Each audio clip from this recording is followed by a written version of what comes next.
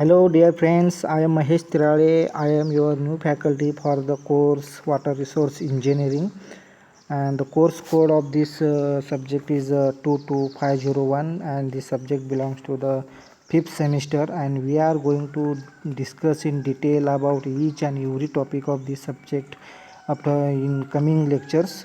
The marking system for this subject is 70 marks is for the theory paper, and out of remaining 30 marks, 10 marks are for the micro project assessment, and 20 marks is average of two tests to be taken during the semester. Then what is the syllabus of this subject? We have to discuss, we have to analyze the syllabus of this subject first of all. There are also practicals for the subject which are total in total 16.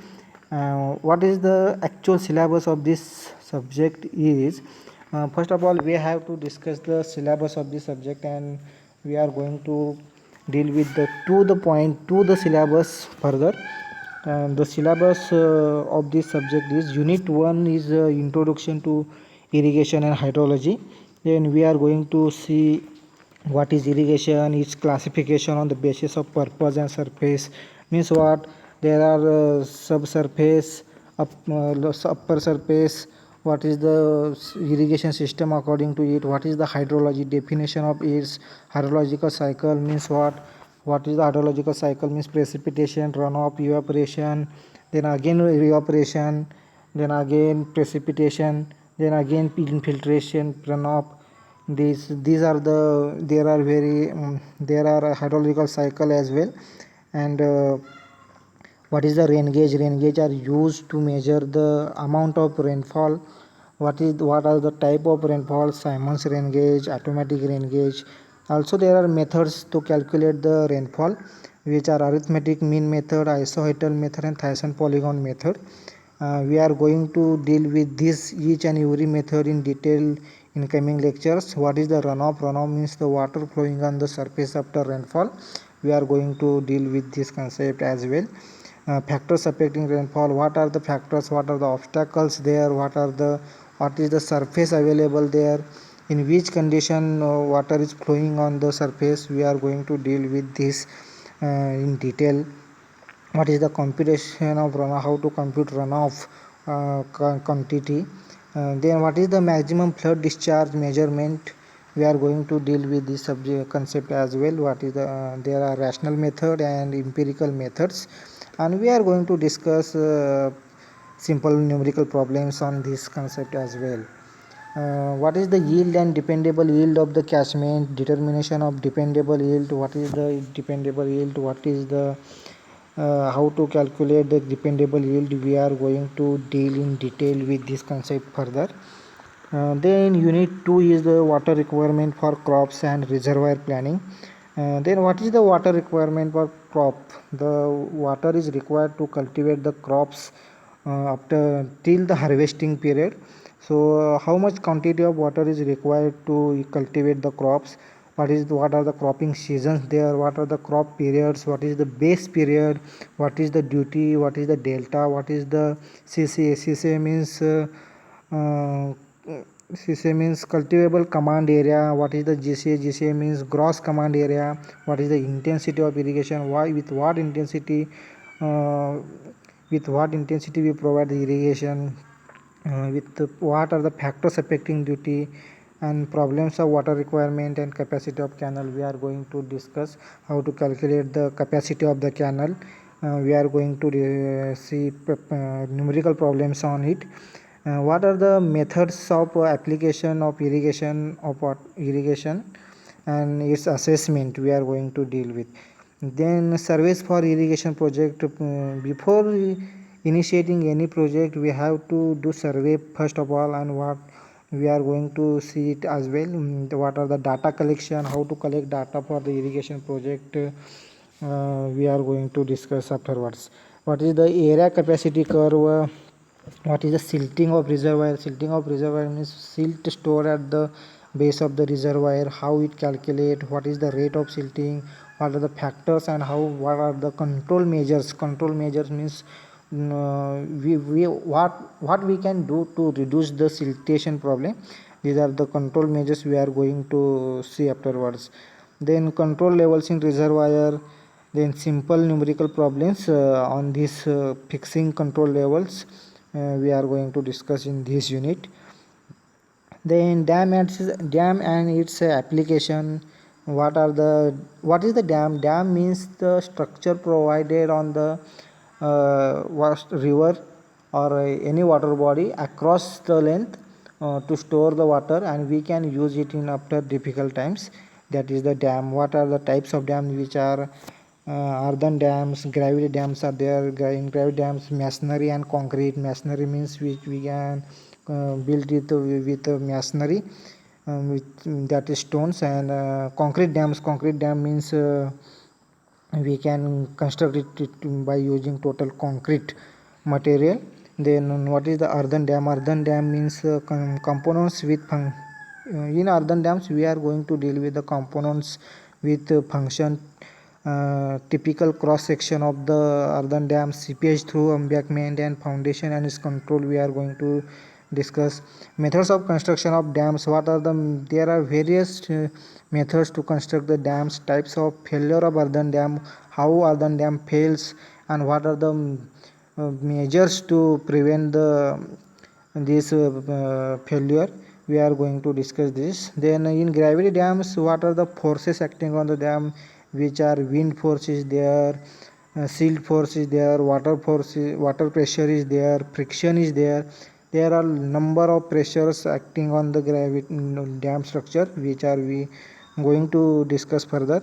Then theoretical and practical profile of the dam, typical cross section of the gravity dam. Drainage gallery, what is the drainage gallery, how to provide it, at what level we have to provide drainage gallery, we are going to deal with this in detail. Then joints in gravity dam, concept of high dam and low dam. What is the high dam, what is the low dam, what is the difference between them, we are going to discuss it in this unit.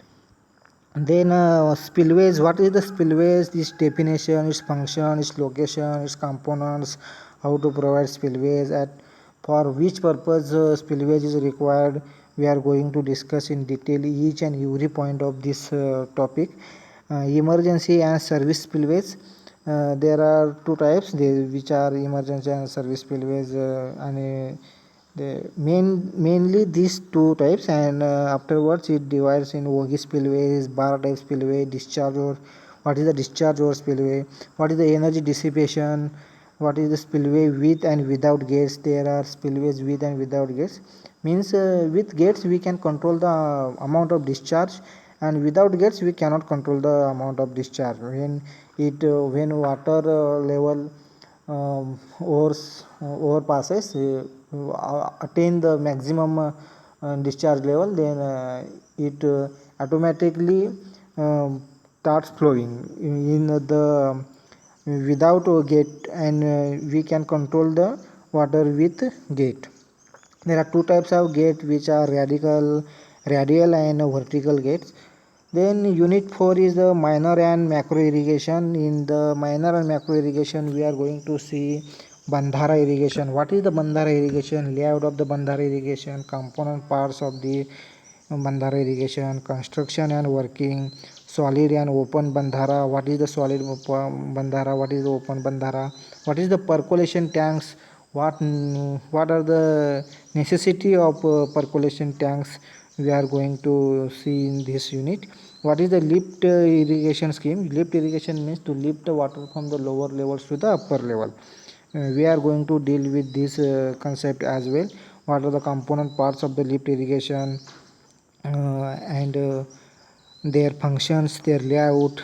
Drip and sprinkler irrigation, to drip and sprinkler irrigation we are going to discuss. What are the needs, what are the necessity to appoint to provide drip and sprinkler irrigation, we are going to discuss. What are the components parts of it, what is the layout of this concept.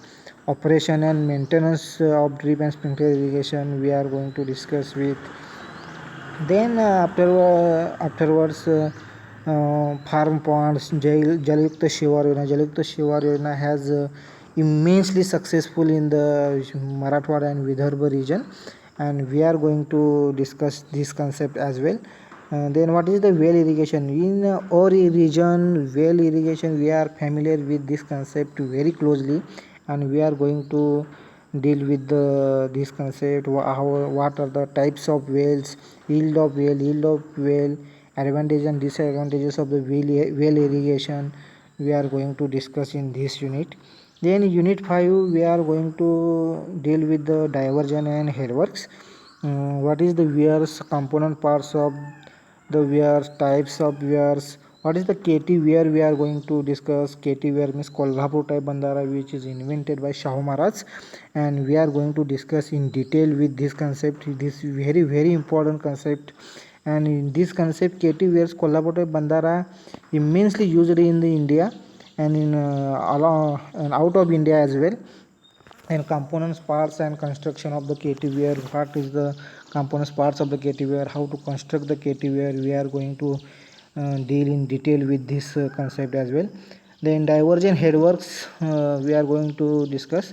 Diversion, what is the layout of diversion headwork, components and their functions, we are going to discuss. Then barrages, components and their functions, difference between weir and barrages, where what is the weir, what is the barrages, what is the difference between them, what are the components of the barrages and weir, we are going to discuss in detail in this unit after in coming lectures. Then in unit 6, this is the last unit of this subject, which is a canal. Canal is a very important topic. Classification according to the alignment and its position in the canal network.